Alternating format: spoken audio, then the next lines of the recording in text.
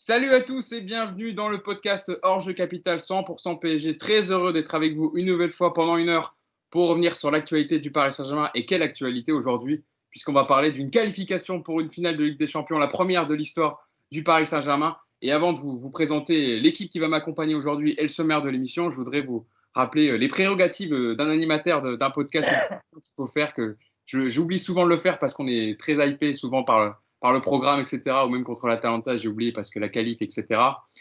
Mais les amis, on est très heureux du nombre de vues, de votre fidélité sur les podcasts. Voilà, rien que le podcast avec Julien Cazard après qualif contre l'Atalanta, plus de 23 000 vues. Celui d'avant-match avec Paulo Breitner, le plus récent, où il nous détaillait Leipzig, plus de 10 000 vues. Donc merci à vous encore une fois, mais s'il vous plaît, ça coûte rien, c'est gratuit. Likez la vidéo, ça permet à la chaîne YouTube de Paris United de monter et d'être référencée, d'être plus vue sur YouTube. Voilà, donc ça nous aide à faire grandir la chaîne YouTube de Paris United. Donc merci à vous pour les vues, merci pour les commentaires aussi, parce qu'évidemment, on lit toutes vos réactions et on vous répond, on vient vous répondre, discuter avec vous en bas, en dessous des vidéos. Donc voilà, mais si vous pouvez liker la vidéo, ça nous fait plaisir et ça coûte rien. Je vais vous présenter maintenant mon équipe qui est évidemment à le sourire pour parler de cette actualité réjouissante. Comment ça va, Mousse, ce matin? Écoute, ça va très très bien, Hugo. Salut tout le monde, salut Romain, salut Yacine. Écoute, fatigué mais heureux. On n'a pas beaucoup dormi. Je pense qu'on a tous revu le match dans la nuit parce que quand on le regarde la première fois, on est un peu stressé, on a le cœur qui bat et on n'est pas forcément focus. Et puis, bah voilà, je l'ai revu sereinement à partir de minuit, je crois. Non, non, c'était bien. Et puis hier, je me suis fait la réflexion. Je me suis dit, on pouvait pas quand même pas sortir contre un entraîneur qui met des costumes aussi moches. Ah, Donc voilà, très très heureux. Et puis voilà, on va parler de tout ça. c'est ce qu'on disait, c'est ce que beaucoup disaient sur Twitter, que Nagelsmann avait perdu le match à l'entrée, à reconnaissance du terrain avec ce costume. Yacine Annette qui est avec nous. Alors, Yacine, toi, est-ce que tu as regardé le match en replay? Je sais que tu l'avais fait contre l'Atalanta. Moi, je l'ai fait aussi cette nuit comme Mousse. Disons la première fois qu'on voit le match, c'est plus on veut la qualif, le résultat. Et puis la deuxième, on regarde un peu plus le jeu, les performances individuelles, etc. Ouais, déjà, bonjour à tous. Évidemment que je me suis refait le match. Évidemment que j'ai pas beaucoup dormi. Euh, voilà, après, je suis comme tout le monde, quoi. Parcours d'Europa League, tout ça. Donc, bon. Ouais, donc ça minimise Voilà. Je suis pas super heureux comme si on avait éliminé les cadors européens qui sont sortis avant parce qu'ils voulaient pas gagner la Coupe d'Europe cette année. Pareil que c'est pas une Coupe d'Europe qui vaut quelque chose, donc ils la voulaient pas. Avant que vous ne l'insultiez sous les commentaires, c'est du second degré, les amis. C'est du second degré. C'est vrai qu'on sait jamais maintenant. Je préfère prévenir, Yacine, tu connais, hein. Un brin d'ironie, ça ne fait pas de mal. Et enfin, notre invité pour ce 52e numéro du podcast, vous le voyez souvent sur les plateaux du Club des 5, cofondateur et présentateur du Club des 5, l'émission sur YouTube de football de référence qui décrypte l'actualité des 5 grands championnats européens. Vous pouvez également le voir chez nos confrères d'InfoSport Plus, où vous le voyez à l'antenne présentée des JT. C'est Romain Bédou qui nous fait le plaisir d'être avec nous aujourd'hui. Comment ça va, Romain? Salut Hugo, salut Yacine, salut Mousse. Déjà, merci de m'inviter, c'est très gentil. Et puis bah, ça va très bien, ça va très très bien quand même, hein. On n'a pas dormi, mais on est heureux. Évidemment, on est heureux. On va revenir justement sur cette qualification du Paris Saint-Germain hier. Victoire 3-0 net et sans bavure contre le Rasenballsport Leipzig. Des buts de Marquinhos, Di Maria et Bernat, donc qui ont permis au PSG de se qualifier pour la première finale de Ligue des Champions de son histoire. On la troisième en compétition européenne, après la Coupe des vainqueurs de Coupe en 96, gagnée contre le Rapid de Vienne, et de 97, mais celle-là avait été perdue contre le FC Barcelone sur un penalty de Ronaldo. Alors, maintenant, il faudra la gagner, évidemment, mais ma première question, elle est très simple. Et Romain, je me tourne vers toi, parce que tu l'as invité, donc honneur à toi. Qu'est-ce que ça représente pour toi émotionnellement d'accéder à la plus haute marche de la plus grande compétition européenne, sachant que ici dans le podcast, on a des âges différents, donc on est né à des époques différentes du club, donc on n'a pas tous le même regard sur la performance d'hier. Bah, moi, après le match, j'ai pas tout de suite réalisé, je sais pas si je réalise encore véritablement, mais dans la nuit, alors moi, mes nuits, c'est plutôt de la NBA, donc je regarde pas, j'ai regardé le match que ce matin en me réveillant, mais dans la nuit, j'ai commencé à repenser à tous les échecs du Paris Saint-Germain. J'ai commencé à tous me les ressasser, ceux que j'avais vécu, qui m'ont fait mal quand j'étais petit. Des défaites contre la Juve, des torgnoles contre la Juve, Sergueï Semak, tout le Sochaux, tout ça tout est revenu. Et je me dis, bordel, après tout ça, ça y est, on est en finale de Ligue des Champions, tu vois, la finale de la Ligue des Champions. Donc bien sûr, il faut gagner ce titre maintenant parce que bah, une défaite en finale de Ligue des Champions, ça peut être aussi la pire des déceptions. Mais au moment où on est qualifié, je me suis dit, putain, après tout ça, et on l'a Ouais. mérité avec toutes les galères qu'on a eues ces 20-30 dernières années.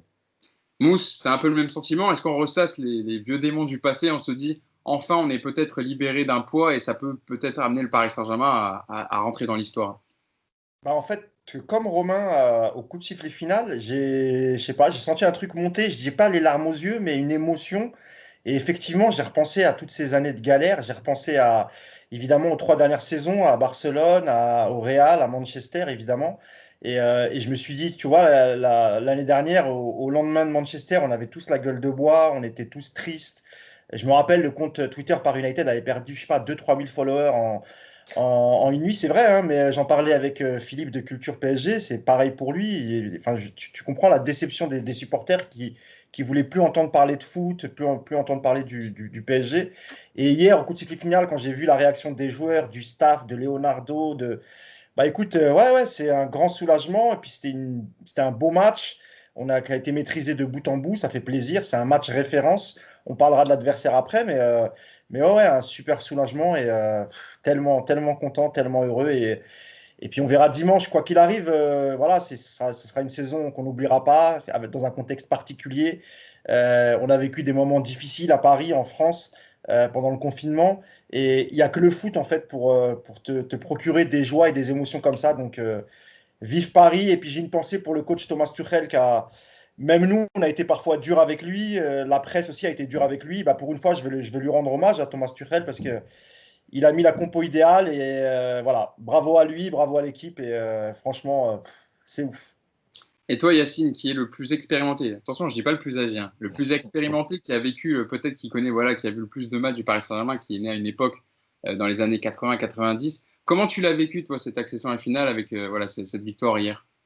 En fait, moi, c'est un peu comme Romain, c'est-à-dire que j'ai toujours un peu de mal à réaliser tout de suite parce qu'il y a tellement de choses, tu es dans le match, il y a des choses que tu regardes, des choses que tu apprécies ou moins.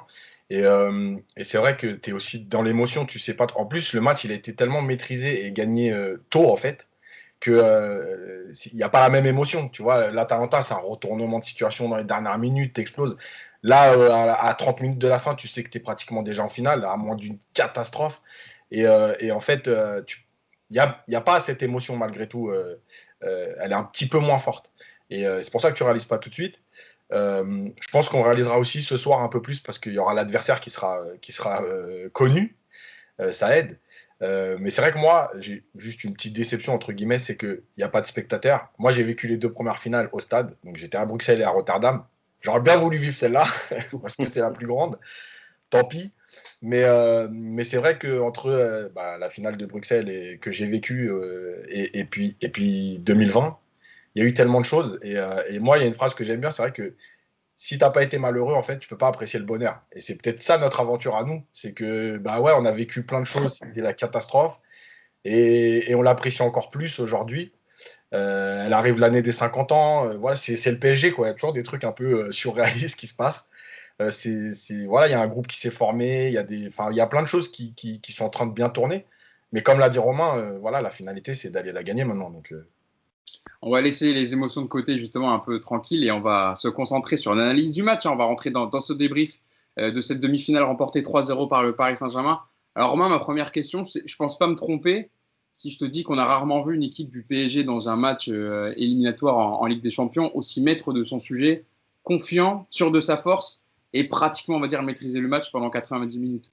Et c'est assez fou parce que c'est quand même assez rare, mine de rien. C'est pour ça que Je crois que c'est la première fois que. En fait, ce match demi-finale, là, rien que cette année, c'est la première fois que le PSG prend véritablement les choses en main. Le PSG a été habitué à courir plutôt après le score, que ce soit contre Dortmund, contre l'Atalanta, en phase de poule également, notamment contre le Real. Donc, oui, on a senti un PSG qui a maîtrisé du début à la fin et dans les momentum, dans les moments importants du match, le PSG a su faire la différence. Début de match, il y a le poteau de Neymar d'abord, mais direct après, il y a le but de Marquinhos. Fin de première période, juste avant la mi-temps, tu marques le deuxième but. Et en seconde période, avec le but de Bernat, au moment où Leipzig va un peu mieux, pousse un peu plus, Paris un peu plus en défense, sur un contre direct, tu les prends à la gorge et tu mets le troisième but qui te laisse tranquille pour toute la fin du match. Donc c'est ça qui a été hyper intéressant, c'est que le 2-2 à maîtriser et Ça avait coupé un et petit à peu Romain dans ton propos. Voilà, ça avait- Je disais que le PSG avait 2-1 était protagoniste, 2-2 avait maîtrisé, et surtout, on en reparlera tactiquement, a réussi à prendre les forces de Leipzig pour les transposer sur son équipe et prendre Leipzig sur son propre jeu. Et c'est un truc qu'on n'avait plus avec le Paris Saint-Germain, qui était habitué plutôt à subir. Donc là-dessus, c'était vraiment, vraiment satisfaisant. Ouais. Mousse, c'est vrai que Romain en parlait, on peut dire, je voyais un tweet passer hier, en fait, le PSG a volé le meilleur ami de Leipzig, c'est-à-dire un pressing haut et constant. Et finalement, Julian Nagelsmann, on avait étudié son jeu avec Paulo Breitner dans le podcast précédent, s'est fait prendre à son propre piège. En fait, le Paris Saint-Germain a utilisé ses forces et a su l'adapter à son adversaire d'hier. Bah, hier, le PSG a clairement fait déjouer Leipzig. C'est pour ça que quand je vois des commentaires, tout à l'heure, Yacine faisait un peu de second degré, mais non pas que Leipzig a été mauvais, enfin, ils n'ont pas été très très bons hier, c'est vrai, mais pourquoi ils n'ont pas été bons? C'est parce que aussi, comme tu l'as rappelé, dès le début, le PSG a joué très très haut et a montré qu'eux aussi étaient capables de faire un match comme ça. Alors peut-être que Leipzig a été surpris, je ne sais pas, mais en tout cas, quand je rendais tout à l'heure hommage à Tuchel, c'est parce que pour moi, il a mis la meilleure composition possible.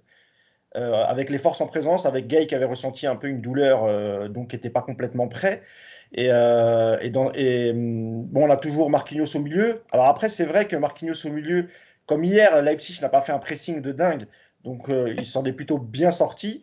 Moi, j'ai trouvé encore mieux en deuxième mi-temps, Marquinhos habité par une rage. Je l'ai rarement vu comme ça. Et puis, sans rentrer dans le détail, le milieu de terrain a été très bon, Herrera notamment, qui a prouvé que lui aussi, d'ailleurs, il fait à un moment une passe en profondeur pour Mbappé qui loupe son face-à-face avec le gardien de Leipzig. Mais non, non, c'est le Paris Saint-Germain qu'on veut voir, un Paris Saint-Germain concerné, un Paris Saint-Germain qui a couru, qui a fait les efforts. Écoute, pour moi, c'est le match parfait. C'est le match parfait. Puis j'imagine que Tuchel, à la fin du match, était soulagé d'avoir remporté la bataille tactique face à son ancien joueur qui était Julian Nagelsmann. C'était le maître face à l'élève hier. Yacine, est-ce que c'est Leipzig qui a déjoué hier ou c'est le PSG qui l'a fait déjouer? C'est pas pareil, la nuance est importante, mais on a vu beaucoup de commentaires, etc. Est-ce que c'est le PSG pour toi qui a fait que Leipzig soit aussi reculé et perde beaucoup de ballons dans les sorties de balles, etc. Bah, en fait, il y a la première phase où le PSG a fait déjouer Nagelsmann, puisque c'est lui qui a choisi de jouer plus bas. Et on en avait parlé dans le podcast précédent, l'histoire du Bayern. Et moi, je m'en doutais parce qu'il avait peur de laisser des espaces. Donc ça, c'est la première chose. C'est les joueurs du PSG, en fait, qui ont obligé Nagelsmann au départ à déjouer. Ensuite, Paris a fait ce qu'il fallait pour insister sur cette faiblesse, entre guillemets, ou ce choix de jeu étrange par rapport à ce que propose Leipzig. Et moi, je pense que, je l'avais dit aussi dans le podcast précédent, il y avait cette idée de rythme Bundesliga, il ne fallait pas tomber dedans. Alors, Leipzig n'était pas parti pour faire un match Bundesliga, mais en tout cas, Paris a bien géré toute cette première période dans les temps forts et les temps faibles et dans cette possession. Et même si, parfois, je me suis dit, il y a quand même des transitions à faire plus vite, en fait, ils ont réellement été dans l'intelligence du match, c'est-à-dire pas lui donner un rythme de fou, vu que Leipzig ne pressait pas, conserver le ballon, les faire courir et trouver les bons moments pour aller chercher notamment cette relation Paredes-Neymar pour casser la ligne de Leipzig qui était en place au milieu. Et en fait, c'est tout ça qui fait que Paris a été au-dessus. Et après, en fait, Leipzig n'a jamais trouvé les clés pour sortir de ça. Et le deuxième but, il est flagrant parce que la relance, elle ne doit pas être faite là. Parce que Paris est en place, Paris est haut, et que en fait, ils n'arrivent pas à sortir de cette idée de relancer derrière parce qu'ils jouent plus bas, etc. Voilà, après, Paris a fait encore une fois ce qu'il faut, mais c'est toujours pareil, c'est-à-dire qu'on peut minimiser la victoire du PSG en disant que c'était un Leipzig faible. Sauf que Leipzig, moi je suis désolé, depuis 8 mois, j'entends que c'est une bonne équipe. Alors effectivement, il y a un point qui peut jouer, c'est l'absence de Werner, ça c'est clair. Mais malgré tout, contre l'Atlético, Leipzig a fait un bon match. Donc c'est pas que Leipzig qui a été mauvais, c'est Paris qui les a aussi forcés à ne pas pouvoir sortir de ce mauvais match en fait. On le sait, Romain, le milieu de terrain est souvent la clé dans les rencontres de Ligue des Champions. On l'avait critiqué face à l'Atalanta, on avait un milieu du Paris Saint-Germain qui avait été transparent, on a vu un Neymar obligé de redescendre très très bas pour venir chercher les ballons.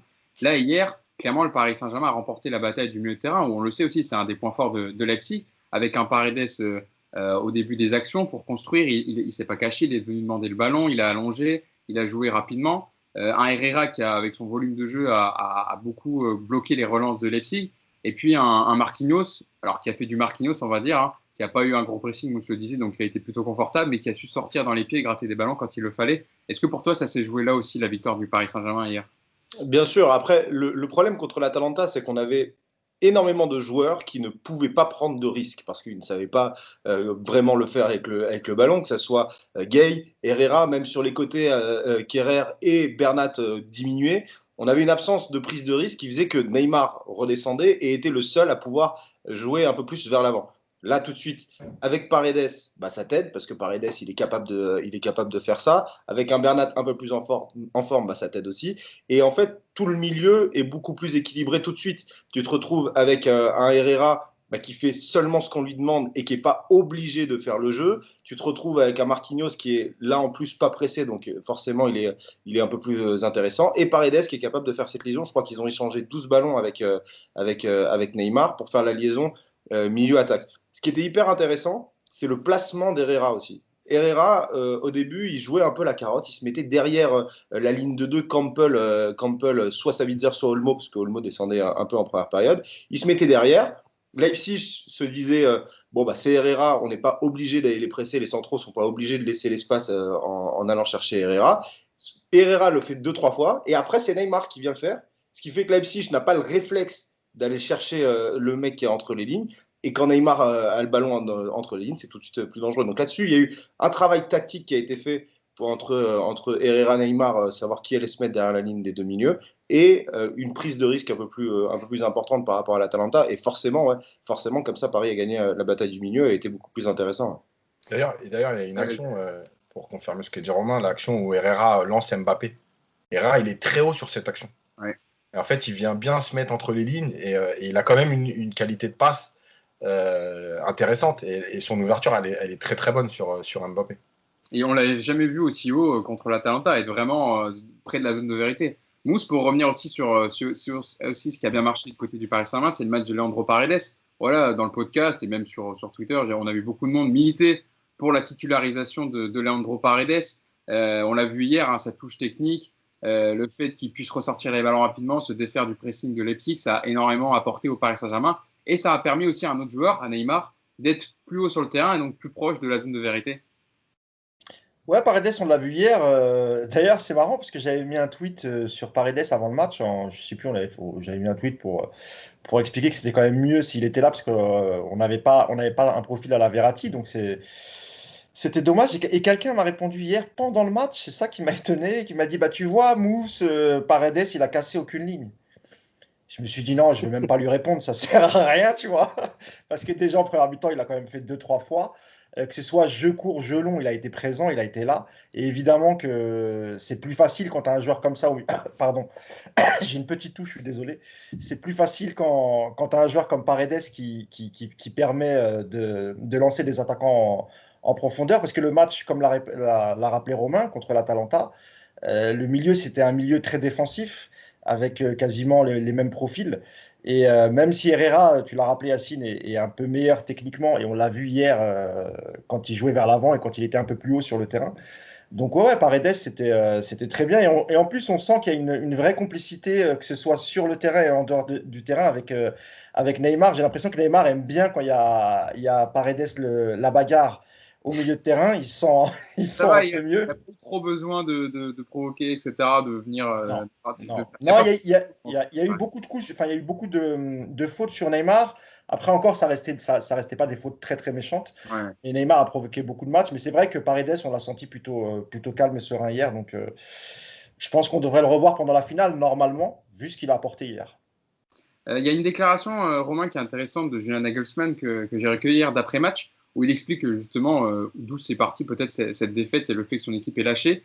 Alors je vous cite Julian Nagelsmann. Ce soir, l'adversaire a été simplement plus fort que nous et nous devons l'accepter. Le deuxième but a été malheureux. C'était un peu un cadeau comme le troisième. À ce niveau, on est très vite puni, mais nous voulions jouer au football, ouvrir, et les erreurs, ça arrive. Évidemment, quand on revoit un match, on trouve toujours des choses qu'on aurait pu faire autrement. Nous sommes bien rentrés dans la deuxième période et on prend ce troisième but venu de nulle part. Mais nous étions en demi-finale, on peut être fiers, mais nous aurions bien aimé faire un pas de plus. Il le résume bien, en fait, Nagelsmann, c'est qu'à ce niveau, quand tu fais des erreurs comme ça de relance, à l'image du deuxième but avec la relance de Gulacsi, tu es très vite puni et ça pardonne pas. Donc Mais ça ce qu'il y a, c'est que- l'aidera aussi dans son apprentissage avec des champions à Nagelsmann. Oui, bien sûr, bien sûr. Mais ce qu'il y a, c'est que j'ai l'impression qu'il dit ça de manière à dire, bon, bah, on a fait une erreur et on s'est fait payer cash. Non, il y en a eu plusieurs des erreurs. Il y a eu plusieurs pertes de balles de ce style-là qui ont amené à un but type, le deuxième but de Di Maria. Il y a le but refusé à Mbappé pour la main de Neymar dès la 4e minute. C'est exactement le même type Une d'action. erreur. Donc il y a eu ça, des erreurs comme ça, des pertes de balles de la part de Goulassi, des pertes de balles de la part des centraux. Il y en a eu énormément. Donc maintenant, Nagelsmann n'a pas forcément changé sa philosophie de jeu parce que bah, c'est sa philosophie de jeu et c'est celle qui nous a enthousiasmé pendant l'année parce que Leipzig a été une très belle équipe à voir pendant l'année, que ce soit en Bundesliga ou en Ligue des Champions. Mais ces erreurs-là, Tuchel les a analysé le jeu de Leipzig et ces erreurs-là, elles ne sont pas dues au hasard. Ce n'est pas juste des erreurs, un manque de technique à certains moments. Non, c'est un truc qui a été travaillé par le Paris Saint-Germain et qui a été logiquement récompensé par les buts qui ont été mis. Ouais. Pour passer à des performances plus individuelles, on peut revenir quand même sur l'homme qui a été élu homme du match, hein, c'est le cas de le dire, André Di Maria. Autour de suspension hier, Monsieur Ligue des Champions, hein, 2 passes décisives plus un but. Omniprésent, voilà, il a délivré ses 5e et 6e passes décisives cette saison en Ligue des Champions, plus que tout autre joueur. C'est la toute première fois que l'international argentin est buteur et passeur décisif lors d'une même rencontre de la compétition avec le Paris Saint-Germain. Donc une performance XXL qui lui a permis d'être élu homme du match. Yacine, c'est vrai qu'il a fait énormément de bien dans l'attaque du Paris Saint-Germain et dans le fait aussi de conserver les ballons quand il le fallait, et puis surtout, avec sa patte gauche soyeuse, de trouver les bons décalages et la bonne passe au bon moment. Ouais, bah, de toute façon, sa qualité de passe, on la connaît. Après, l'avantage quand il joue à 3, c'est qu'il est plus mobile. Il est moins obligé de rester sur son côté, à rentrer à l'intérieur juste pour éliminer ou que le latéral dédouble. Il a plus de mobilité, vu qu'en plus Neymar joue un peu en faux neuf. Et d'ailleurs, l'action du but où il rentre à l'intérieur, il finit presque en position d'avant-centre. Après, je pense que la vraie chose qui a changé, c'est qu'on l'a plus cherché par rapport à beaucoup d'autres matchs. Et ça a été important parce que Di Maria, on connaît sa qualité de frappe, de finition, de passe. Et le fait que Paredes était là, et Paredes, il a beaucoup renversé le jeu aussi sur lui. Ça venait fixer, et après, on allait le chercher là-bas pour jouer des 1 contre 1. Donc, c'est tout ça. C'est-à-dire que Di Maria était bon, mais le PSG a respecté le jeu pour trouver Di Maria. Donc, voilà. Et puis après, Di Maria devant le but, encore une fois, moi, je suis sur tous les matchs depuis qu'il est là, quand il est en 1 contre 1 face au gardien, c'est quand même très rare qu'il se loupe. Clinique, hein. C'est rare qu'il mette au-dessus. Il est un peu plus dans la finition, en tout cas, il était un peu meilleur que Neymar. C'est vrai que Yacine en parlait, quand Neymar est sur le terrain, il a souvent tendance à monopoliser un peu tous les circuits de passe. On cherche constamment Neymar. Là, en tout cas, sur ce match-là, hier, c'est pas vrai parce qu'il y a eu beaucoup de jeux qui est venu de la droite avec Di Maria, un peu Neymar évidemment au centre et Mbappé. Et voilà, il a compté hier, il a fait du bien au jeu du Paris Saint-Germain et c'est là qu'on voit qu'il est quand même très important dans cette équipe. Moi, je trouve qu'au début, en première mi-temps, je trouve que ça a beaucoup penché à gauche. Peut-être que je me trompe, mais j'ai eu cette impression. Après, c'est vrai qu'on l'a beaucoup plus vu. Puis j'ai l'impression qu'il était beaucoup plus libre aussi, parce que tu le voyais parfois sur toute la largeur du terrain, un coup à droite, un coup à Ça a gauche. beaucoup permuté de toute façon, les joueurs. Exactement. Et tu l'as dit, ça, il fait du bien pour sa protection de balle plusieurs fois. Il a gardé le ballon avec sa façon de protéger. Avec voilà, il fait toujours le même geste, mais c'est toujours très efficace. Donc, moi, j'étais plutôt inquiet parce que il n'était pas là contre l'Atalanta et on l'avait vu plutôt emprunter dans les matchs sur les 2 finales, pardon. C'était pas le meilleur Angel Di Maria. Hier, on l'a senti, voilà, on a senti qu'il était là, il était archi motivé. Et puis, comme tu l'as dit, hein, en général, face à face avec le gardien, il y a peu de chances, il y a peu de chances qu'il rate. Même si effectivement, c'est un cadeau de la défense de Leipzig. Mais comme l'a dit Romain, ils en ont fait quelques-uns des cadeaux, et notamment en première mi-temps. Beaucoup d'erreurs de relance et parfois sous le pressing parisien, les balles finissaient en touche. Ça, c'était pour la partie erreur de Leipzig. Sur Di Maria, écoute, sa patte gauche, son investissement, il est prêt pour la finale. Moi, je sens qu'on va avoir un grand Di Maria parce que je pense qu'il a faim et que comme il n'a pas pu jouer le quart de finale face à l'Atalanta, je pense que c'est pour ça qu'hier, il était omniprésent. Et encore une fois, je pense qu'on risque de voir encore un grand Di Maria. Et le fait qu'Icardi ne soit pas là aussi, ça a permis Voilà, aussi on de voir un reviendra peu plus. Ouais. sur les choix justement de Ouais, Tourelle hier. Petite stat en plus avant de te lancer, Romain, pour Di Yacine Maria. veut me contredire. Allons-y, Non, Yacine. non, non, non, pas du tout. Je rigole. En fait, je disais, pourquoi Vas-y, aussi on l'a plus trouvé, c'est que Neymar était plus axial. D'habitude, quand on trouve Neymar, il est côté gauche. Ce qui fait que Di Maria, il est à l'opposé du terrain. Donc, dans les combinaisons, c'est plus compliqué. Là, Neymar étant plus axial, bah, il y a eu déjà beaucoup plus d'échanges entre Neymar et Di Maria, parce qu'ils étaient plus proches. Il y a aussi cette position qui fait que Di Maria était aussi plus important que dans les matchs, par exemple, où on avait Neymar et où on disait, ah, quand il y a Neymar, Di Maria, on le voit moins. Il y a la position de voilà. Neymar qui a beaucoup joué. C'est plutôt dans un système, on les voyait en 4-3-3 ou 4-4-2 avec Voilà. Neymar vraiment à gauche et Di Maria vraiment à droite. C'est pour Ouais. ça aussi que ça jouait. Tu peux Romain, ajouter un dernier mot?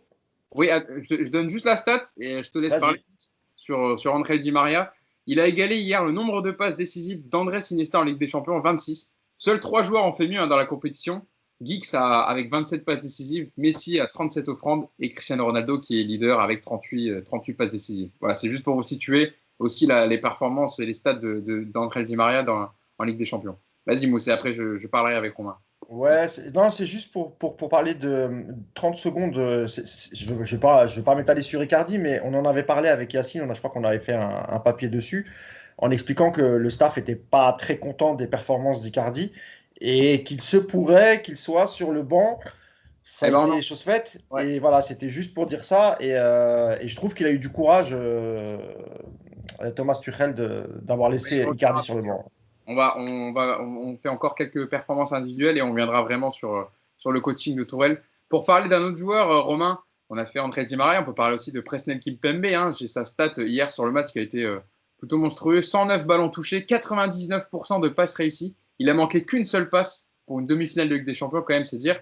10 dégagements défensifs, 9 ballons récupérés. Voilà, c'est le Presnel Kimpembe qu'on a vu contre l'Atalanta. Bon dans les duels. Pas de fioriture à la relance, voilà, qui a soulagé la défense du Paris Saint-Germain quand il y a eu les quelques vagues de Leipzig.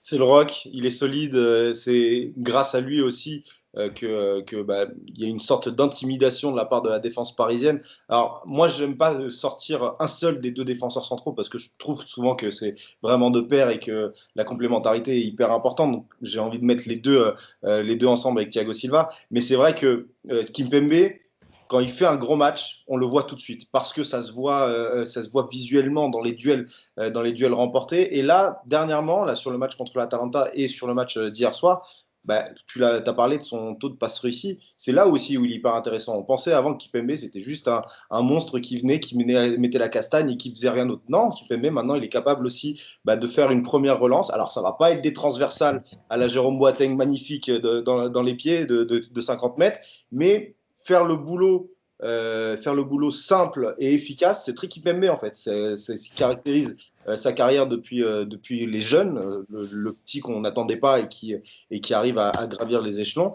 Et cet échelon-là aussi, avoir une première relance, il commence à le gravir. Il commence à trouver très simplement ses milieux de terrain quand il faut le faire, ses latéraux quand il faut le faire. Parfois, Neymar, quand Neymar redescend. Je crois que c'est le joueur qui a le plus échangé de ballon avec Paredes hier. Donc voilà, c'est du Kimpembe, il fait ce qu'il faut quand il est en forme physiquement. Ça se voit aussi parce que c'est vraiment une force de dissuasion pour n'importe quel attaquant.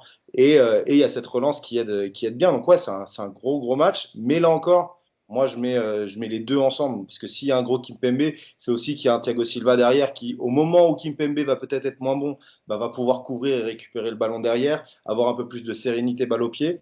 Donc voilà, je les mets les deux ensemble. Et là où il pouvait y avoir des doutes avant de savoir quelle charnière, est-ce que c'est Marquinhos, Thiago Silva, est-ce que c'est Marquinhos, Kimpembe pour l'avenir? Non, Kimpembe, Thiago Silva, c'est la meilleure charnière à l'instant T pour le Paris Saint-Germain. Et ça, il nous le montre là depuis les quarts de finale contre l'Atalanta et là la demi contre Leipzig. Ouais. On sent que tu es présentateur, Romain, parce que c'est exactement la transition que j'allais faire pour aller voir Yacine.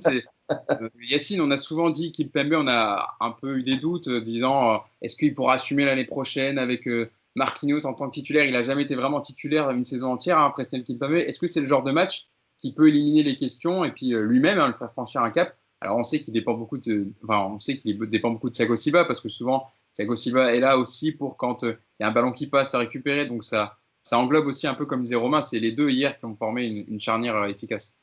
Bah, en fait, il y a plusieurs choses. La première, c'est que cette année, il a été plus installé. Donc, automatiquement, tu joues plus, tu es plus en confiance, t'es pas le troisième, en fait. Tu es dans les. Ouais.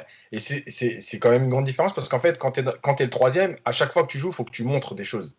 Et comme tu sais qu'en plus, les deux autres sont plutôt bons dans la relance, etc., il faut que tu montres que toi aussi, tu es capable d'amener cette relance. Voilà. Donc, ça l'a amené aussi à faire des erreurs parfois dans certains matchs. La deuxième chose, je pense qu'il a aussi été aidé, et on ne l'a pas assez souligné, par le positionnement de Thiago Silva, qui a été beaucoup moins bas que d'habitude. Il n'a pas reculé. Et là aussi, ça aide dans la relation. Ça veut dire que Kimpembe, il savait qu'il pouvait avancer pour défendre parce que justement, Thiago Silva ne reculait pas sur ce match-là. Et tu interviens en te disant, on est tous hauts. Et le bloc est formé. Alors que quand tu vas intervenir et que tu sais que l'autre est 5 mètres derrière, et que si un joueur entre les deux, il est remis en jeu, en fait, bah, tu ne peux pas avoir la même intervention, la même attitude.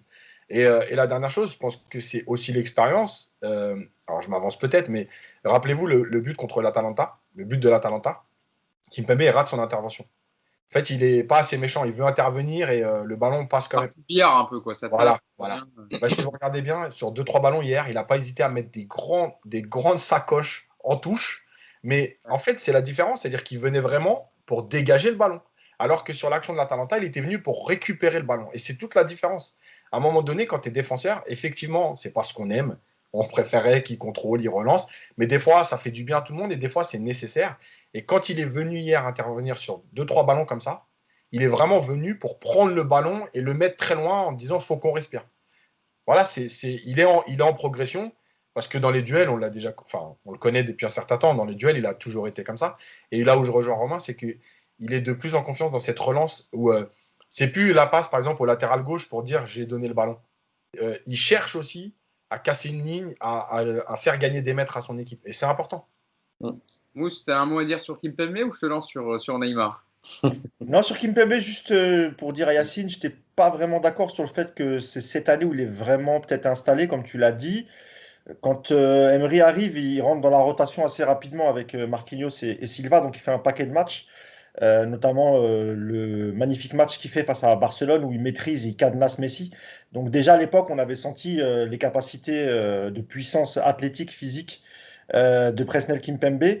Là où je suis content pour lui, c'est que la saison dernière, malheureusement, c'est sur une main de Kimpembe qu'on prend le penalty. J'imagine que ça a dû l'abattre. Donc c'est une belle revanche pour lui.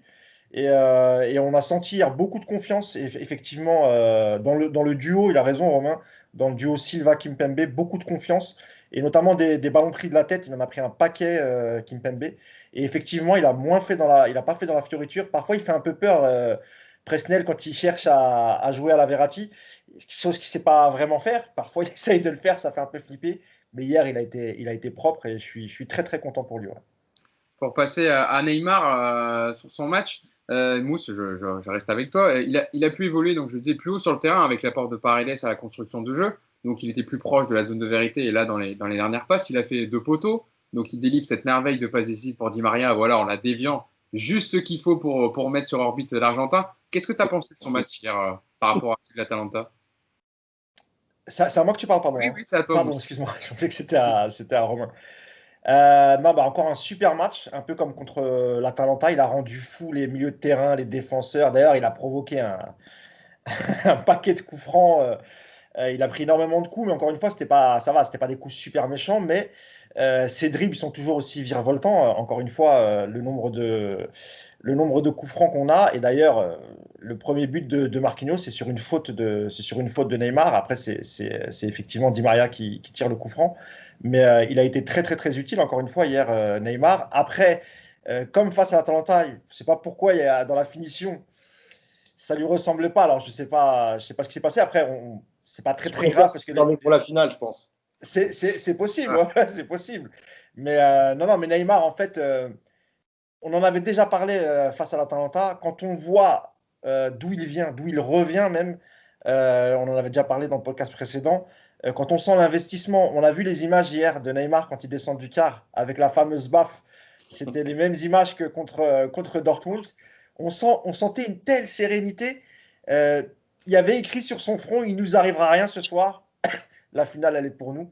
Grande Neymar. Moi, comme je vous l'avais dit, au mois d'août l'année dernière, je faisais partie de ceux qui voulaient le voir partir du club parce que voilà, encore une fois, Yacine et moi, on est des anciens. Et voilà, on a 45 ans, ça fait plus de 30 ans qu'on supporte le club. Et voir un joueur comme Neymar, après l'accueil qu'on lui avait fait en 2017, faire des pieds et des mains pour partir, on était tellement enragé, énervé, triste. De le voir aujourd'hui, moi, il m'a retourné assez rapidement dans la saison. Je vous l'avais déjà dit face à Strasbourg. Ça n'a pas mis longtemps. Et non, mais je suis très heureux et j'ai l'impression vraiment il est totalement inscrit dans le projet maintenant. Il manque plus que la prolongation. On espère vraiment qu'elle arrivera assez vite. Romain, c'est vrai qu'on le sent heureux, concerné, serein. Il apporte vraiment de la sérénité parce que quand ton équipe, quand tu vois que tu es comme ça, bon, tu n'as pas grand-chose à craindre. Quand il est en plus au top physiquement, il peut enchaîner ses courses, justement ses dribbles. Il n'a pas joué sa partition de soliste et on sent qu'ils jouent vraiment en équipe ensemble.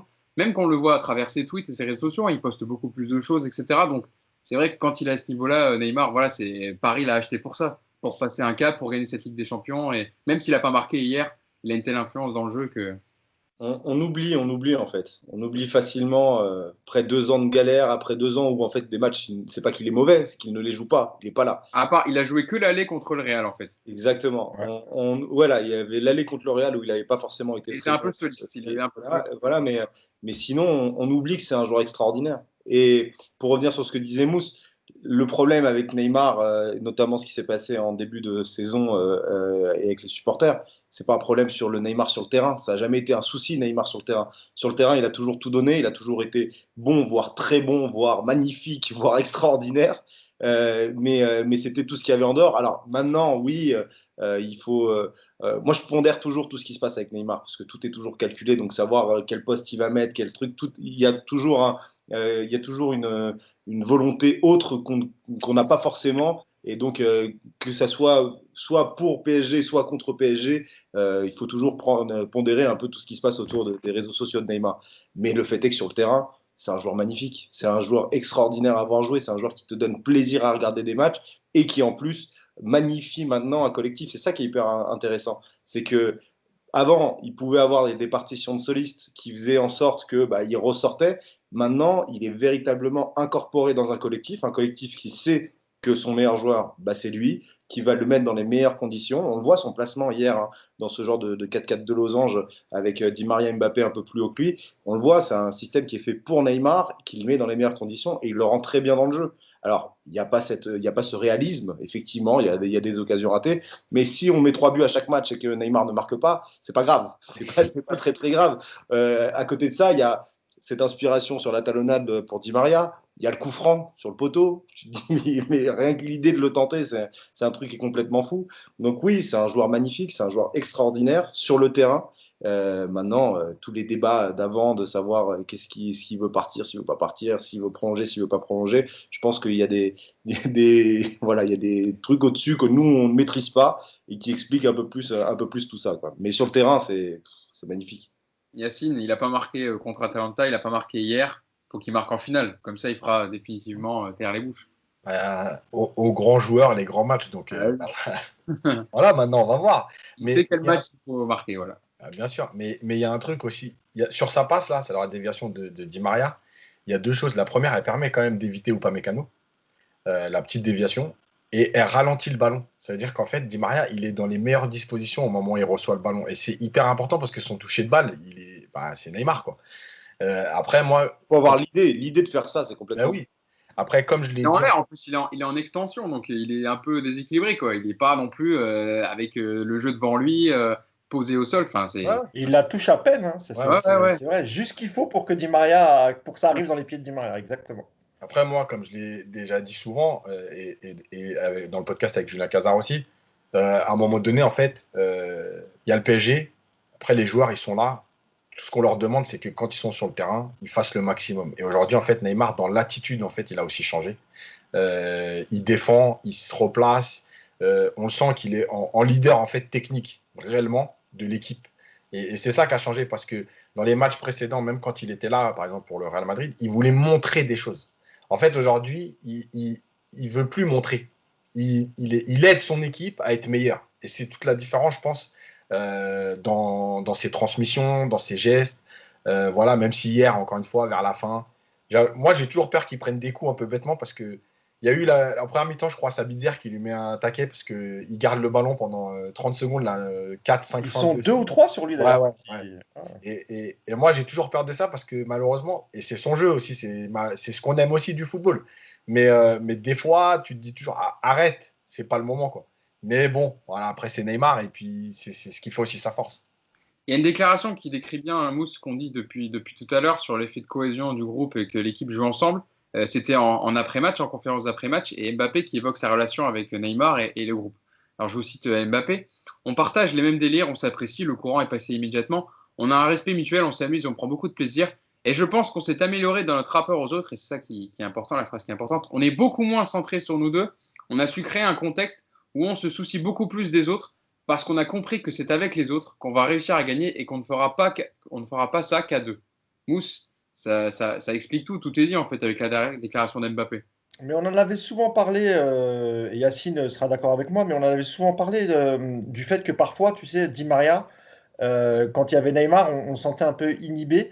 Et d'ailleurs, à cette période-là, j'ai l'impression que c'est comme un aveu de Kylian Mbappé. C'est vrai qu'ils se cherchaient constamment les deux, Neymar et Mbappé, même quand Neymar était en position de donner la balle à un partenaire qui était mieux démarqué que Mbappé, ben, on avait l'impression que il fallait qu'il fasse la passe pour Mbappé. Et c'est vrai que ces derniers temps, et là on va parler de la vie du groupe et aussi du recrutement en fait, parce que tout ça est lié. C'est-à-dire que le PSG a fait venir cette saison des joueurs de ce qu'on appelle des joueurs de vestiaire. Des mecs comme Herrera, des mecs comme Sarabia, des mecs comme Gay, qui t'apportent aussi ça. C'est pas forcément des foudres de guerre au niveau du jeu, c'est pas spectaculaire, etc. Par contre, ce qu'ils ont créé, notamment Ander Herrera, et on l'a beaucoup vu dans ses interviews et même dans ses posts sur les réseaux sociaux, même si Romain, tu disais il faut toujours se méfier, mais Avec Neymar. Avec oui, oui, Neymar. avec Neymar, bien sûr, j'avais bien compris. Mais c'est important aussi parce que ça donne une image aux supporters d'une vraie cohésion. Et c'est vrai que parfois, dans l'histoire du PSG, du PSG sous QSI, pardon, il y a eu parfois des petits clans dans les vestiaires. On a eu au tout début pardon, de l'ère Qatari, les Français d'un côté, les Italiens de l'autre, les Sud-Américains de l'autre. Et là, tu as l'impression que tout le monde est ensemble et ça se ressent sur le terrain. La manière dont ils fêtent les buts, la manière dont ils fêtent les victoires, ça dit quelque chose. Et ce groupe, en fait, il est fait pour aller en finale.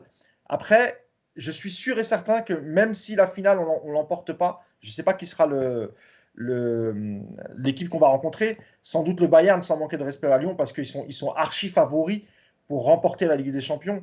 Mais s'il y a défaite, je suis sûr que ce sera une défaite honorable. Et je suis sûr que ça fera avancer cette équipe. Donc la cohésion, elle est là. L'ambiance a vraiment changé. Et tout le monde vise le même objectif. Et c'est ça qui est le plus important. Ce qui est hyper intéressant dans ce que tu dis, Mousse, c'est que c'est vrai qu'avant, on avait l'habitude d'entendre le clan des Argentins, le clan des Brésiliens, le clan des Italiens, des Hispaniques. Il y avait toujours les Français aussi, forcément. Et là, on a l'impression que ces clans-là, ils sont même plus véritablement visuels. On les voit plus. On pouvait se dire avant, Neymar, ouais, il s'entend bien avec Thiago Silva, avec Marquinhos, à l'époque avec Daniel Alves. Maintenant, Neymar, tu as l'impression que c'est le meilleur pote de Paredes, argentin, tu vois. Alors que voilà, il y avait pas tout ça avant. Donc, c'est vrai qu'il y a beaucoup plus de cohésion d'équipe. Tu as l'impression que le clan, c'est le clan Paris Saint-Germain, en fait. C'est le clan, la team, l'équipe en eux-mêmes. Et la déclat de Mbappé, elle est hyper intéressante. Parce que Mbappé, il n'est pas connu normalement pour être ce genre de joueur collectif. On a beaucoup entendu d'un Mbappé individualiste, d'un Mbappé qui pensait à ses objectifs personnels avant les objectifs d'un club. Là, on a l'impression que vraiment, il y a quelque chose qui a changé. Ouais. Si je peux rajouter un dernier truc, c'est que le match retour face à Dortmund, c'est vraiment un match fondateur. On l'avait déjà expliqué qu'il y a eu entre deux l'anniversaire de Navas et que Leonardo n'avait pas très très bien apprécié et que ça a vraiment ressoudé le groupe depuis cet événement et depuis la réunion qu'il y a eu au camp des loges. Donc ça a porté ses fruits et c'est top. Direction la finale, il faut maintenir cet état d'esprit. Il avait fait, Yacine, je te lance, et de ce que parle Romain et Mousse, c'est l'effet de groupe aussi en mode tournoi, en mode Coupe du Monde. En fait, les joueurs, ils vivent Aussi, ouais. H24 ensemble, à l'hôtel, aux entraînements. Il n'y a pas de distraction extérieure. Les matchs sont très rapprochés, donc il n'y a pas le temps de cogiter. Il n'y a pas le temps d'avoir la presse, etc., qui questionne le Ouais, PSG, puis, qui vont passer le cap, etc. Ça aide à forger un groupe et une ils cohésion. n'ont pas le en droit. Ligue 1. Comment? Vas-y, Je vas-y. disais qu'il n'y avait pas le temps de se blesser en Ligue 1 non plus. Ah, non, voilà, il n'y avait pas le temps de jouer contre Strasbourg, quoi. Et puis, ils n'ont pas le droit, ils ont pas le droit de voir du monde. Donc, Et Kimpembe et pardon, comment il s'appelle et Mbappé, pardon. Eux l'ont vécu en 2018 quand ils ont remporté la finale de Coupe du Monde. Donc ça aussi, ils apportent aussi leur expérience, la pression d'avant une finale. Mbappé, du haut de ses 20 ans, de ses 21 même, 21, ouais. ouais c'est ça, 21, bah, il va apporter ça aussi, cette sérénité avant une finale qu'il a vécue. C'était une finale de Coupe du Monde quand même, donc c'est très important ça aussi. Yacine. mais, ouais, par rapport à Et Navas, pareil pour la Ligue des Champions, pardon. le collectif, évidemment que c'est important. Moi, je l'avais dit au début des podcasts de cette année, de cette saison, quand je disais le 4-4-2 et tout, c'est pas qu'une question de système. C'est une question d'investissement des joueurs et d'état d'esprit. S'ils ont envie de défendre, de travailler ensemble, de jouer ensemble, le système, il est ce qu'il est, mais tu peux faire plein de choses avec. S'ils ont décidé de chacun jouer leur partition, de ne pas travailler pour le collectif, de toute façon, tu peux même mettre un 4-3-3, ça ne passera pas. Mais il y a un exemple qui est important dans cette relation-là. Euh, c'est un peu plus vieux, mais Zidane, quand il arrive à la Juve, Del Piero, il le prend comme un concurrent pendant quelques mois. Et ils échangent pas réellement dans le jeu. Voilà. Et en fait, Del Piero se rend compte que c'est avec Zidane qui sera plus fort. Et finalement, bah, c'est ce qui se passe. Et quand Zidane arrive au Real, c'est la même chose avec Figo. C'est-à-dire que Figo est arrivé l'année d'avant, c'est la star. Zidane arrive et en fait, on commence à créer cette concurrence entre eux. Mais Zidane, il n'est pas dans ce truc-là. Donc lui, il continue à jouer et à faire son football collectif. Et en fait, Figo, il est obligé à un moment donné de se mettre dans ce truc-là parce que c'est bien pour tout le monde. Et c'est l'histoire aussi de Benzema avec Ronaldo. Benzema, il pouvait peut-être faire autre chose, mais quand il y a Ronaldo, il se met au service de Ronaldo et c'est toute l'équipe qui gagne. Et en fait, là, j'ai l'impression que dans le discours d'Mbappé, c'est ça. C'est-à-dire que, ouais, effectivement, c'est nous qui devons faire peut-être la différence, qui sont peut-être les plus forts, tout ce que tu veux. Mais en fait, sans les autres, on n'existera pas. Et quand tu prends conscience de ça, bah, effectivement, que tout devient plus facile. Parce que malgré tout, le foot, ça reste un sport collectif.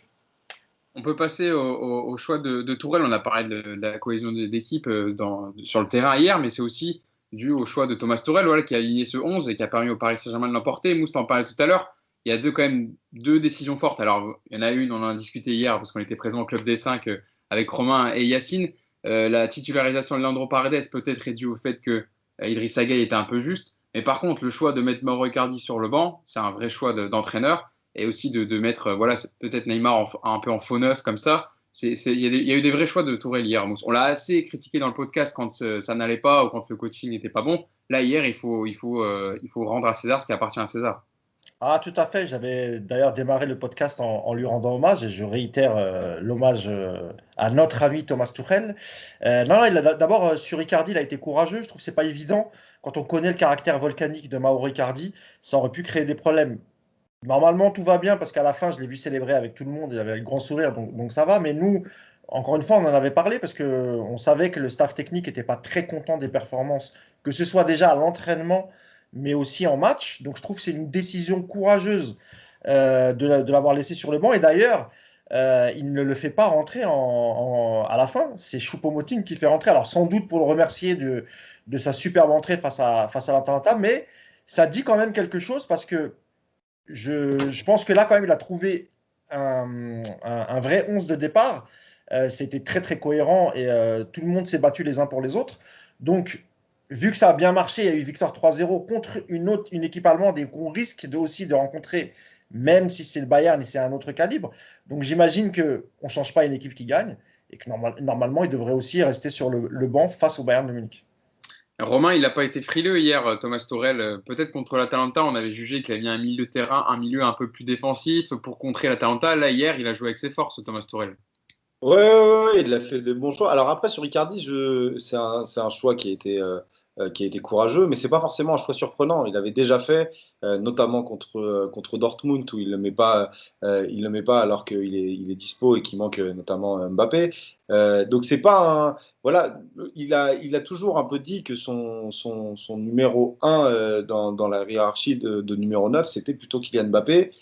Et puis après, quand on se posait la question de savoir si ça allait être Cavani ou Icardi titulaire, on se disait bah non, en fait, ça sera peut-être Mbappé qui va prendre le poste de numéro 9. Donc c'est pas forcément surprenant. Maintenant, c'est complètement justifié parce que les performances d'Icardi, bah ouais, c'est vrai qu'elles sont pas super bonnes. Alors Icardi, on sait qu'il n'est pas là pour faire le jeu, on sait qu'il n'est pas là pour participer à l'effort collectif et qu'il est là plus pour être un tueur dans la surface. Maintenant, est-ce que dans le schéma tactique que voulait mettre en place Tuchel hier contre Leipzig, avec un pressing intense, avec des joueurs qui peuvent aller vite vers l'avant, est-ce que le profil d'Icardi, si on enlève même les performances mauvaises ou bonnes, est-ce que le profil d'Icardi convenait? Je pense pas. Donc c'est pour ça qu'il l'a pas mis. Maintenant, pour la finale, bah, ça va être, je pense, différent. Il va falloir voir quels sont les joueurs qui peuvent postuler à une place de titulaire, et notamment au milieu. Et le milieu qui sera disponible va influer sur les attaquants potentiels qui peuvent être titulaires. Donc là-dessus, je pense que je ne mettrai pas de côté le fait que Icardi soit titulaire complètement. C'est une possibilité. Ça dépendra de l'adversaire, ça dépendra si tu joues face à une défense à 3 de l'Olympique Lyonnais ou si tu joues face à une défense à 4 du Bayern Munich. Donc là-dessus, je pense que Tuchel va réfléchir à ce qu'il veut mettre en place, à ce que l'adversaire pourra proposer, et il fera ses choix en fonction de ça. Mais ce qui est hyper intéressant, c'est que maintenant, on a un coach qui fait ses choix en fonction de la tactique qu'il veut mettre en place. C'est plus on coche des noms, on doit absolument mettre tel joueur et tel joueur, et après on voit comment tactiquement on s'oriente. Non, c'est la tactique d'abord, et ça c'est hyper intéressant pour le PSG. Ouais. Yacine, il n'a pas été, ouais, Romain le disait, il n'a pas été frileux tactiquement hier. Il y a une déclaration qui illustre bien ça de Thomas Tuchel d'après-match. Il fallait rester avec nos principes de jeu. Et quand même, c'est assez rare. On a vu souvent Thomas Tuchel ne pas dire ce genre de phrase. De contrôler les contre-attaques dans les demi-espaces, puis utiliser les accélérations de Di Maria, Mbappé et Neymar et toujours attaquer dans le dos. Comme je l'avais dit en avant-match, pour moi, c'est une compétition pour les joueurs. Ils doivent être à l'aise avec la structure et sur le terrain. On s'adapte à tous les adversaires, mais pas trop. On veut montrer notre force et les joueurs ont encore montré leur fin de victoire de travailler et de souffrir ensemble. Yes. Hugo, 2 secondes. Je peux couper 2 secondes, je reviens, parce que je crois que c'est le facteur qui m'harcèle là. Je reviens dans 2 minutes. Vas-y, Mousse. On continue avec Yacine et Romain. En fait, le truc, c'est que c'est toujours la prestation collective et le résultat qui valide tes choix. Et pour l'histoire d'Icardi, effectivement, peut-être que ça aurait explosé si Paris avait perdu. Là, tu gagnes 3-0 avec la manière. Et bah, Icardi, tout Icardi qu'il est, il se tait et c'est tout. Voilà, il peut pas forcément râler là-dessus maintenant. Bah Tu oui. as gagné 3-0 pour ce choix-là. Voilà. Donc déjà, ensuite, sur les choix, évidemment, on a déjà parlé de Paredes. Donc voilà, on ne saura jamais. Mais en tout cas, il a joué et il a fait son match. Herrera était très bon. Mais en fait, il y a aussi cette histoire de Choupo qui rentre avant Icardi, mais il rentre à la 87e. Donc encore une fois, c'est est-ce que il l'a fait rentrer pour le féliciter de son match d'avant, ou est-ce qu'il l'a fait rentrer aussi parce que c'est plus facile de faire rentrer Choupo à la 87e que Icardi. Pour ne Voilà. pas froisser, quoi. Pour ne pas froisser Icardi. Ah oui, parce que malgré tout. Tu fais rentrer Icardi pour jouer 3 minutes alors que tu mènes 3-0. Bah, je sais pas si tu l'emmerdes pas un peu plus que tu lui fais plaisir. Quoi. Ouais, voilà. Donc il y a des joueurs que tu fais pas rentrer à la 87e. Choupo, c'est plus facile. Voilà. C'est comme ça, c'est le football aussi. Maintenant, ce qui est sûr, c'est que effectivement, Tuchel a pris ses responsabilités dans le choix des joueurs, mais aussi l'animation en fait du match, ce qu'il a demandé à ses joueurs. Parce que on parlait de Mbappé, effectivement, numéro 9, mais en fait, quand on regarde bien hier, il n'a pas réellement joué numéro 9. Donc, il y a toute cette mise en place, c'est Tuchel qui l'a décidé aussi. C'est pas Neymar qui a dit je vais jouer en faux 9. C'est pas Mbappé qui a dit je vais jouer côté gauche et laisser l'axe à Neymar. Donc, cette mise en place, c'est aussi Tuchel. Donc, on l'a beaucoup critiqué. Hier, il a fait des très bons choix. Comme on a descendu Guardiola, Nagelsmann, voilà, qui se sont trompés. Lui, il ne s'est pas trompé. Et juste pour revenir sur un truc, on a énormément critiqué Tuchel tactiquement sur ce qui était mis en place sur le terrain pendant ces 2 années, mais côté management, franchement, Tuchel, sur la manière dont il arrive à avoir un vestiaire derrière lui, on a parlé de calinothérapie pendant sa première saison, bah, Tuchel, il sait manager un groupe, il sait manager son groupe, il sait comment mettre ses individualités dans les meilleures dispositions, quel que soit leur rôle. Et ça s'est vu dernièrement, ça s'est vu avec Choupo-Moting forcément contre l'Atalanta, mais ça se voit aussi avec un Paredes qui a été énormément critiqué depuis son arrivée, mais qui, quand on le met à son poste, bah, voilà, où il arrive véritablement à pouvoir un peu voir le jeu, bah, il est quand même intéressant. Donc, Tuchel là-dessus, sur le management, je pense qu'il n'y a jamais véritablement eu de doute. Et la manière dont il gère Icardi maintenant, je pense elle peut être positive. Et on ne va pas avoir un Icardi qui va commencer à bouder parce qu'il ne joue pas dans une victoire 3-0 avec la manière du Paris Saint-Germain en demi-finale de Ligue des Champions. C'est le plus gros défi de sa carrière. Il y a pour Thomas Tuchel qui a connu des expériences à Mayence, à Dortmund. Là, il a un club comme le Paris à la dimension du Paris Saint-Germain. Maintenant, il dispute une finale de Ligue des Champions. Il joue aussi son avenir pour la suite de sa carrière, de remporter une Ligue des Champions, évidemment.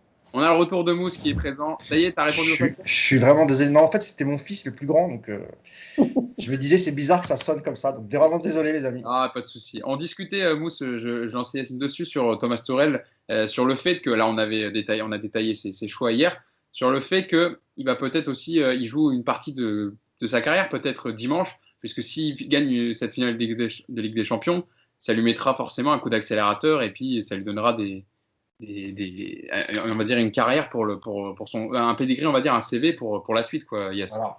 Oui, mais j'espère qu'il ne va pas le vivre comme ça. Parce que, en fait, je pense justement que c'est le problème de Nagelsmann et de Guardiola sur les deux matchs là, qui en fait jouaient trop gros et qui sont entre guillemets reniés. Et en fait, l'histoire de Guardiola, par exemple, pour faire court, à force de répéter qu'il gagnait pas sans Messi, sans Messi, sans Messi, en fait, il cherche toujours des trucs et il est prêt à aller à l'envers de ses principes ou de certains principes pour passer. Et voilà. Et en fait, j'espère que Tourelle va pas se dire ça. Tu es en finale. Une finale, on a déjà vu des équipes gagner une finale et être moins fortes au départ que l'adversaire. On a vu beaucoup de finales qui sont très fermées, qui ne se jouent pas parce que justement, personne ne sait comment prendre. Tout le monde a l'impression de jouer sa vie là-dessus. J'espère qu'ils ne vont pas le prendre comme ça. Parce que c'est le meilleur moyen de ne pas jouer, justement. Je pense que Paris a maintenant aujourd'hui des joueurs pour faire des choses. Et il faut qu'ils profitent de ça. Il faut qu'ils profitent aussi. Et je pense que c'est pas anodin, malgré tout. Ce qu'a déclaré Leonardo depuis plusieurs semaines, on peut dire c'est de la com, parce que c'est sûrement de la com. Mais le fait de répéter, si on perd, il n'y a pas mort d'homme. Si on perd, c'est pas la fin du monde. Si on perd, vous savez, les joueurs, ils sont très basiques. Hein.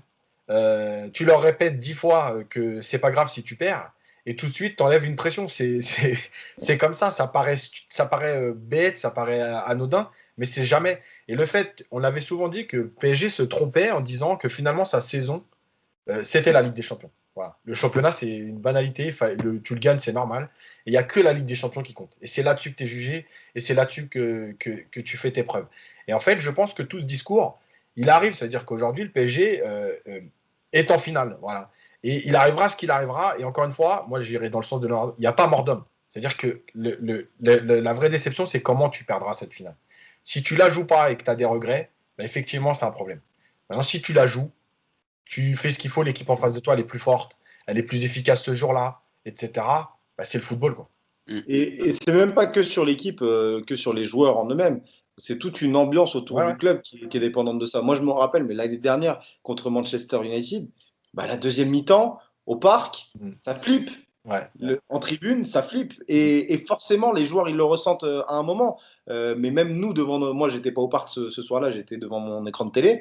Devant mon écran de télé, je me dis si on n'a pas mis un but de plus avant la 80e, je suis pas serein. Je suis pas serein, quoi. Donc c'est toute une ambiance de club qui est ça. Donc ça part des joueurs, ça va jusqu'au staff, jusqu'aux supporters, et avoir dédramatisé l'événement tel que Leonardo l'a fait, c'est vrai que ça a forcément joué sur les performances du PSG. Ouais.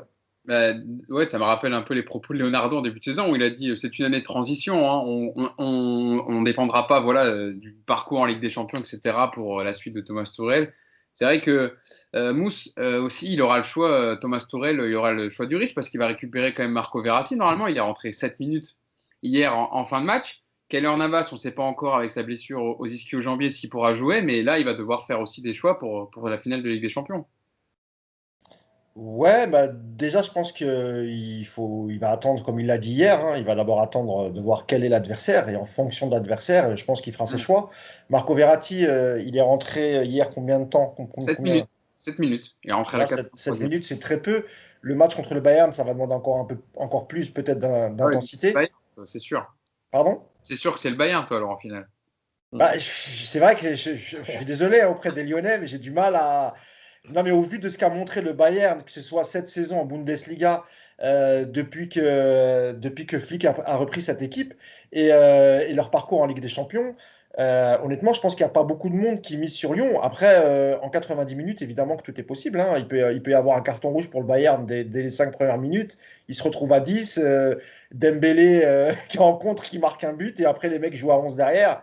On ne sait jamais, le scénario est possible. Mais bon, moi, je vois quand même le Bayern passer. Et face au Bayern, c'est une autre paire de manches. Et je pense que Verratti, physiquement, ça sera peut-être un peu juste pour démarrer. Mais oui, il a des choix à faire. Maintenant, j'aimerais pas être à sa place, ça c'est sûr. Parce que si, en fonction de ses choix, tu manges 5-0, il sera énormément critiqué et on mettra la défaite sur son dos. Mais quoi qu'il arrive, je pense qu'il a rempli plus qu'il ne fallait en termes d'objectifs. Il arrive en finale, il gagne les quatre titres en France, plus une finale de Ligue des Champions. Moi, je ne vois pas ce qui pourrait le faire quitter le Paris Saint-Germain pour sa dernière année. Moi, je pense qu'il va aller au bout C'est quand même de pas cette. facile de faire mieux, hein. Quadruplé plus finale de LDC. Ah, Mais tu sais, Romain, en termes de trophées, etc., ou même en Ligue des Champions, je dis pas que c'est le meilleur coach de l'RQSI, mais c'est celui qui a pour l'instant obtenu les meilleurs résultats grâce à cette finale de Ligue des Champions. Bien sûr. mais c'est vrai qu'en plus, on a discuté souvent dans le podcast de Leonardo qu'il n'était pas fan du profil de Thomas Tuchel. On sait qu'il aime bien amener aussi son entraîneur avec lui. On a beaucoup parlé de Massimiliano Allegri. Bon là, avec une qualification en finale de Ligue des Champions et les 4 trophées, Mousse, comme tu l'as dit, il y a pas, enfin Romain, il n'y a pas de discussion possible pour une prolongation de Tourelle la saison prochaine, hein. Après, tout va très vite, tout va toujours très vite. Bien Donc, sûr, bien sûr. jamais- Surtout avec ce jamais club. comment ça peut se terminer. Mais si le problème problème potentiel hein, entre Leonardo et Thomas Tuchel, il est sur une question de profil d'entraîneur qui correspondrait avec son directeur sportif, bah, quels que soient les résultats, il y a un moment où Leonardo, s'il doit prendre une décision parce que ça le gêne, il prendra la décision. Il tournera ça sur bah voilà, on a tout gagné avec Tuchel, c'est un cycle qui se termine, merci pour tout, et puis ça se passera, on passera à autre chose. Mais alors Mousse, t'es peut-être pas d'accord, mais, mais je pense que si ce n'est qu'une question de philosophie de coach par rapport à son directeur sportif, quels que soient les résultats, si Leonardo il a quelque chose en tête, il prendra la décision qu'il voudra. Donc voilà. Juste pour rebondir sur ce qu'a dit Romain, sur le choix de l'entraîneur, Leonardo, c'est pas lui qui a le dernier mot en fait dans cette histoire. Il faut d'abord rappeler que c'est au Qatar qu'a été prise la décision de recruter Thomas Tuchel à l'époque. C'était Antero Henrique, le directeur sportif. Il a fait des pieds et des mains, Henrique, pour ramener un de ses entraîneurs. Il avait pisté énormément d'ailleurs de coachs portugais. Voilà. Mais non, non, pour Thomas Tuchel, il arrive en finale. C'est une année particulière, hein. On sait qu'économiquement, tous les clubs ont été touchés, même les plus gros, même le PSG. Et je ne pense pas que le PSG veuille payer une indemnité à Thomas Tuchel et son staff, même si le Qatar est un pays riche et qu'ils ont de l'argent. Mais le club voilà, a perdu beaucoup d'argent pendant la crise. Pour moi, il va continuer parce qu'il a fait le job, en fait. Et en plus, depuis Dortmund, le match retour, il y avait une petite distance entre les joueurs et Tuchel à un moment. Le vestiaire ne comprenait pas forcément les choix, etc. Mais depuis Dortmund, ça va beaucoup mieux entre le coach et son vestiaire. Ils se sont rapprochés en tout cas. Donc je pense qu'il y a un meilleur rapport entre les joueurs et le coach. Pour moi, le coach ne partira pas, même si il y a des défaite face au Bayern, parce que d'abord, c'est le Bayern qui est archi favori. C'est pas comme si tu perdais contre une petite équipe Genre ou en Lyon. tout cas un calibre en dessous. Bah, Lyon, ça serait une catastrophe. Alors pour Lyon, là, je vais bien mettre une pièce sur la tête de Tourelle. Bon, D'accord, après, ce qui est vrai aussi, et tu l'as très bien dit, Mousse, c'est que bah, si le PSG décide de changer d'entraîneur, la saison, elle reprend dans 15 jours après la finale de la Ligue des Champions. Mettre en place quelque chose avec un nouveau coach, tout de suite, c'est compliqué. Donc ça rend les changements d'entraîneur, mais pas forcément qu'au Paris Saint-Germain, hein, un peu partout, ça rend les changements d'entraîneur assez difficiles. tu sais, Romain, que sur Twitter, il y a quelqu'un qui annonce l'arrivée de Guardiola au PSG. Je sais pas si tu l'as vu passer. Non, je l'ai pas vu, je l'ai pas vu. Ah, bah, ouais, c'est assez folklorique. Ouais, Hein, mais- c'est comme Messi, c'est comme Neymar qui va à Barcelone tous les ans, hein. Guardiola tous les ans, on l'a aussi, hein, la rumeur. Yacine, est-ce que tu as quelque chose à ajouter sur le dossier Tourelle et sur le... Non, sur Tourelle, non, mais la saison elle reprend ce week-end pendant la finale de la Ligue des Champions, c'est tout. Pas sûr d'ailleurs, pas Eh, sûr, Ah, si. Yacine. Bah, Si, il y aura peut-être des matchs reportés, mais la saison il y a- reprend. Ah, je pensais que c'était toute la journée qui était Ils reportée. vont faire une première journée de Ligue 1 avec 4 matchs. Ouais. voilà. Il y aura pas il devait y avoir PSG Metz donc qui est décalé pour Ouais. ultérieurement et Il y a puis Lyon. il y a Marseille Lyon. je sais contre qui devait jouer qui est reporté. Marseille-Saint-Etienne. Marseille Saint-Étienne, Saint-Étienne. ouais. Et donc ça sera Bordeaux-Nantes vendredi soir donc voilà, la Ligue 1 Il y a le Conforama match de Lyon qui est déjà reporté aussi. 1. Le match de Lyon qui est aussi reporté. Ouais, le match de Lyon donc voilà, la Ligue 1 Uber Eats qui démarre sur les chapeaux de roue. Ah, la Farmer League reprend donc alors ce Ouais. week-end. Le derby de l'Atlantique entre Bordeaux et Nantes, c'est quelque chose. Quoi.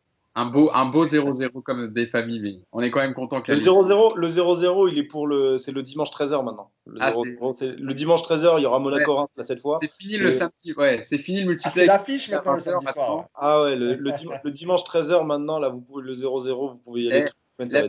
La petite sieste après manger, là, elle fait du bien. Ah ouais, la digestion, ça va être vachement. Bon, moi, je pense qu'on a été complet. Évidemment, on souhaite bonne chance à nos amis lyonnais ce soir. On espère qu'ils se qualifieront pour la finale de Ligue des Champions. Ça serait une première, une finale franco-française. Donc voilà, évidemment, on leur souhaite bonne chance. Mais c'est quand même plus sympa de regarder tranquillement, confortablement ce match ce soir en étant qualifié pour la finale et en attendant l'adversaire. Et avoir un jour de repos en plus, c'est hyper important pour avec les On blessés. parlait hier, t'en parlais hier. C'est vrai que le Paris Saint-Germain, ils ont eu de la chance. Ils ont commencé les premiers. Ouais. Ils ont commencé les premiers pour leur quart de finale. Ils ont eu pareil, pas mal. Ils ont joué mardi. Ils ont eu une semaine pour préparer leur match. Et puis là encore 5 jours. Donc voilà, les Paris Saint-Germain qui seront peut-être reposés pour la finale dimanche. Mousse, oui, je te vois lever la main. Dis-moi, Mousse. Oui, comme c'est fini, je voulais juste d'abord remercier toutes les équipes de Paris United hier qui a fait un gros boulot pour l'après-match, qui n'ont même pas pu apprécier la fin du match parce que tout de suite ils se sont mis sur les réactions de joueurs. Yacine a débriefé lui au club des 5, ensuite il a fait le papier pour Paris United. Donc je voulais remercier toute l'équipe, je voulais remercier Pierre, Adrien, Yannick, tous les rédacteurs, Inès, Yacine évidemment, Freddy. Si j'en oublie, pardonnez-moi, toute l'équipe. Valentin, tout le monde, vraiment toute l'équipe, toute la rédaction de Paris United, merci encore, merci pour la soirée d'hier. Ouais. Et je voudrais saluer un de mes meilleurs amis qui s'appelle Djibril, qui a beaucoup souffert des matchs du PSG. Donc Djibril, frérot, on l'a fait, t'inquiète pas, maintenant tu peux te détendre, rendez-vous dimanche et réouvre ton restaurant, s'il te plaît, parce qu'on a faim. À bientôt. Ouais, je voulais te remercier. Je vais remercier Romain d'avoir été avec nous. Évidemment, vous pouvez le retrouver sur InfoSport Plus et sur évidemment le Merci club. Romain. Merci à vous de m'avoir invité. De référence sur YouTube qui débriefe tous les soirs l'actualité des 5 grands championnats européens. Yacine, vas-y. Ouais, je voulais juste dire un mot parce que tout le monde a un truc à dire aujourd'hui. Non. Mais... Ah, on en finale, on en profite. Bien sûr. Je passe pas de bonjour ni rien. Non, c'est juste pour dire qu'il y a quand même des joueurs qui n'ont pas oublié. Et il y a eu des tweets de Lavezzi. Enfin, pas des tweets parce que lui, c'est sur Instagram. Et Lavezzi, très souvent, pour pas dire tout le temps, quand il y a un match du PSG et que ça gagne, il félicite. Voilà, moi, c'est un joueur que j'ai beaucoup apprécié dans l'état d'esprit, etc. Il avait ses défauts, mais dans l'état d'esprit, il a toujours été là et il le fait encore. Et il y a Juan Pablo Sorin qui a passé qu'1 an au club. Alors qu'il est invaincu, mais qui a passé qu'1 an au club. Voilà, et qui tweet aussi félicitations, etc. Et ça paraît rien, mais moi je trouve que c'est important parce que ça prouve aussi que le PSG, c'est pas qu'un club de mercenaires dans l'histoire. Et ça prouve aussi qu'il y a des joueurs qui n'oublient pas malgré tout. Même quand tu passes qu'1 an dans un club, tu peux être marqué.